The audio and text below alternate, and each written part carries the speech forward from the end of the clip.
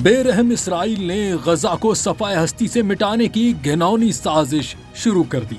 सेहोनी फौज का गजा के कई इलाकों पर कब्जे के लिए वसी ऑपरेशन का आगाज। इसराइली फौज ने गजा के कई इलाकों पर कब्जे और हमास को शिकस्त देने के लिए एक वसी ऑपरेशन का ऐलान किया है। एक्स पर इसराइली दिफाई फोर्सेज ने इब्रानी जबान में पैगाम दिया कि उसने गजा की पट्टी के स्ट्रेटेजिक इलाकों पर कब्जे के लिए फौजी दस्ते फाल किए हैं। गजा में इसराइली फौज की कार्रवाइयों से मुतालिक सामने आने वाली इत्तलात के मुताबिक इसराइली फौज का कहना है कि अफवाज खुफिया इत्तलात की बुनियाद पर दहशत गर्दों के ठिकानों को निशाना बनाना जारी रखे हुए हैं। दूसरी जानिब अमरीकी सदर डोनाल्ड ट्रंप ने हाल ही में मशरिक़ वुस्ता से वतन वापसी के दौरान अपनी परवाज में सहाफियों से बात करते हुए कहा है कि अमरीका को फलस्तीनियों की मदद करने की जरूरत है।